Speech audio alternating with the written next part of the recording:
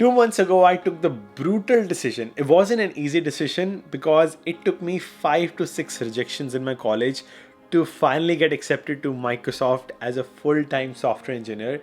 And I took that brutal decision. I had prepared myself in January. I was ready to leave my job in January, and I thought like I can push myself till June, July, work hard till June, July, get my performance bonus and deliver as well, have relationships and have a good performance and then leave. And आपने सुना होगा in Silicon Valley they say it's a two-way door or reversible decision. If you leave in good terms, and it's a two-way door, you can exit out and come back in as well. And also, like in tech industry, if you have good experience, you can find another job in any other company as well. So I didn't want to leave Microsoft that fast, but of course family emergency happened, and of course many people asked that why couldn't I take without pay leave, or lot of questions were there. But because I already had my mind ready ki I'm gonna leave my job one day and now there's an emergency, rather than taking a leave, rather than like having bad performance when I'm leaving even in June or July, let's leave now when I have good terms. Because if I leave with the worst performance in June, July without pay leave, it'll be a very bad impression as compared to leaving now when I can do knowledge training sessions, KTs, when I have done some work, when I am in good terms. I mean, who knows, maybe I would have been laid off as well if I wouldn't have performed by June, July. Who knows? Because there was layoff cycle. So I think I took the right decision at the right time.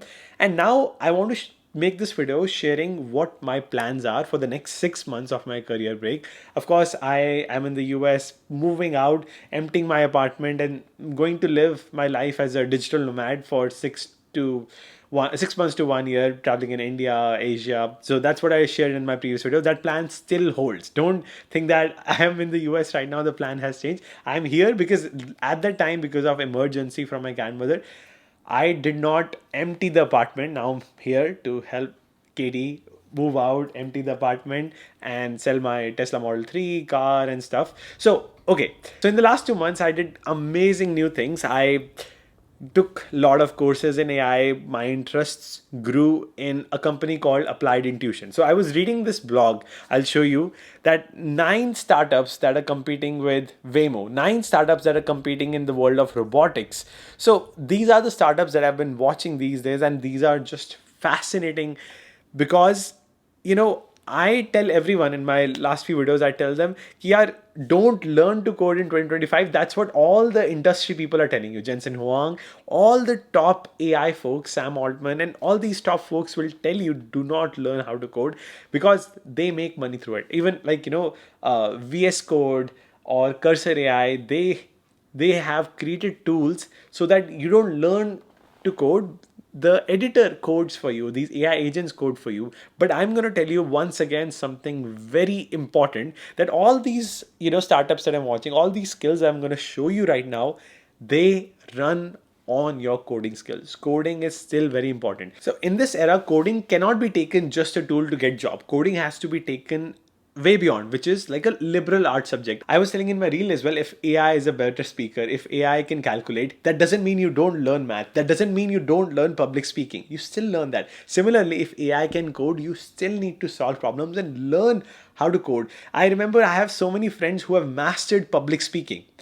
They didn't do it for a job. They thought it's a skill to be in tech industry. Similarly, communication skill is a skill to be in tech industry, but that skill doesn't directly give you a job, but it indirectly helps you in your career. Similarly, coding has to be taken as a basic fundamental skill because all these AI skills, robotics, drone, AR, VR, all run on top of that skill.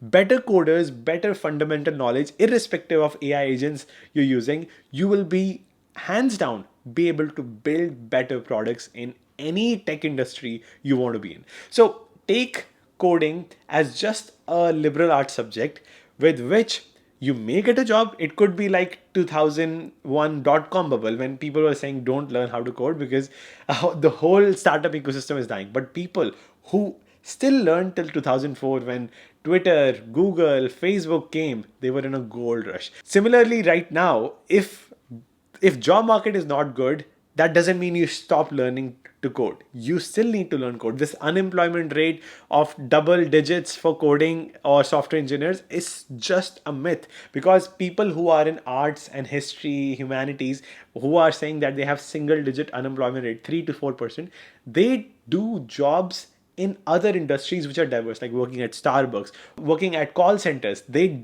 just don't work towards a major. But we computer science majors, when we graduate, we work directly towards our major by getting job in tech industry. So in this process, what I've learned is that किसी भी billionaire को, like billionaires, rich and powerful people, don't follow them blindly, because rich and powerful you become, you are less likely to be taken advice from others, because even others are less likely to give advice to these billionaires. This was a quote from MIT Tech Review. They spoke blindly that if Elon Musk is in a downfall, one reason is also that billionaires sometimes don't listen to other opinions when they become rich and successful and powerful.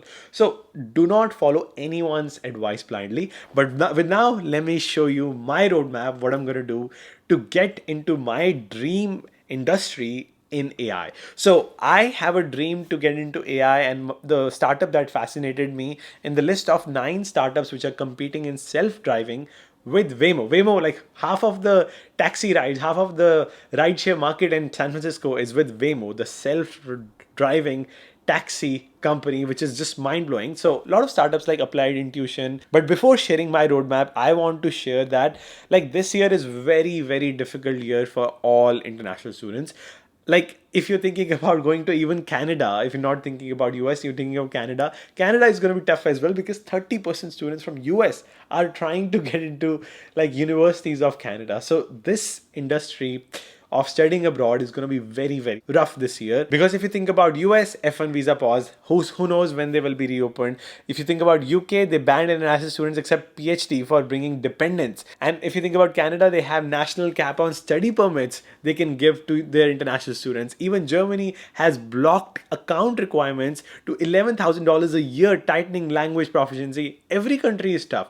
So if you want to be in a predictable environment, if studying abroad is not seeming stable to you, the stable option could be get enrolled in, especially in the top area in Bangalore, in Whitefield, in a school called Polaris School of Technology. This school is just mind-blowing. It's a new age of tech. You have to accept that. So that's why this tech school based in Bangalore, wherein you are getting B.Tech degree in computer science, specialized in AI and machine learning, and the degree will be provided by Medhavi Skills University, which you can use for transferring even to studying abroad, anywhere you want to. It will be hands down easy. Something that was very fascinating was that students are cracking internship, that also international internship from first year itself. So it is mimicking a study abroad environment where you get to work with people from all around the world. Wherever the best opportunities are, they make sure they give you resources and tools to be there. For example, Polaris School of Technology had record number of 11 Google Summer of Code selections in 2025. Most students in first year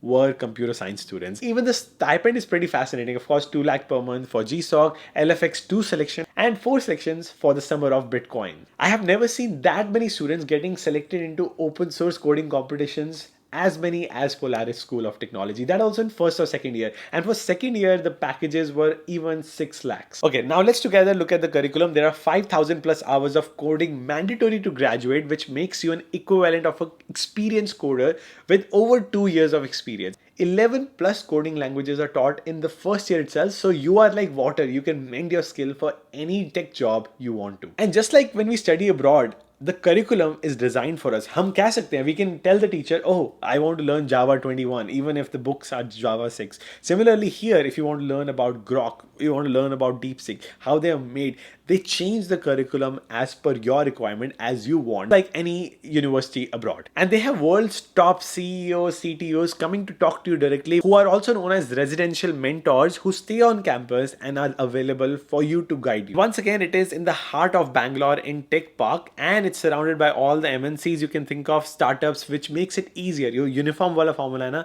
you just need to knock doors and use that uniform to get connected to any tech person you want to, because you are right there. A good example could be from my visit last year to Dukan. Agar aapne wo vlog dekha, I saw so many passionate first year students getting good internships and getting tech experience in AI in first year itself. And talking about the Tech Combinator, they have a $10,000 seed funding round, and they have one startup already running and making revenue known as Fritoyam, which is just mind blowing. Let's also talk about the admission process. They have a Polaris admission test, which is conducted for admission, followed by an interview. The June enrollment is happening right now. They have a very small batch size, 80 to 150 students. You should apply immediately so you don't miss out a chance. And the links can be found in the description below. Scholarships are also offered through the PAT exam and also through JEE School. Now, talking about my career for the next few months, when I'm not going to be working in any tech company, I want to get into AI. As I mentioned, I want to get into self-driving startups like Applied Intuition, which is competing with Waymo of San Francisco. So like हम software engineers सोचते हैं that getting into AI is hard, we have to be a PhD student or a PhD researcher, but the fact is, as I mentioned, the first basic fundamental skill is coding, which should be taken as a liberal arts subject कि वो सीखना ही सीखना है. Public speaking आप सीखते हो, like it is important, you learn. And if you look at what these AI companies hiring AI engineers are looking for, they just need bachelor's degree, 2+ years of experience working with ML techniques, not limited to NLP, computer vision, reconstruction algorithms, and image generation. So what they want is experience and skills, not that basic algorithm जो हम college में सीखते हैं. Like they will not ask me like how linear regression, logistic regression, these algorithms work. They want real hands-down experience. So what formula I have created to get closer to industry is by meeting people. I go to San Francisco pretty much every month this year. I went there. So mera formula still holds the same. When I went to China, I met so many great researchers who have experiences in, for example, I did one interview who was talking about MCP. I have so many people who talked about CNN, so many people who've talked about other projects they're working on. So my goal will be to connect with them, participate in their projects, and get that 2 years experience from them instead of like just sitting home, ghar baithe baithe, creating projects. That won't work in 2025. I have decided I want to build something cool. वो quote है ना, if you want to reach fast, you can go alone. But if you want to reach far in your ambition, you have to go together. So I am always, keen to make friends. And best place I know is San Francisco. And next what I see is Bangalore and also now China.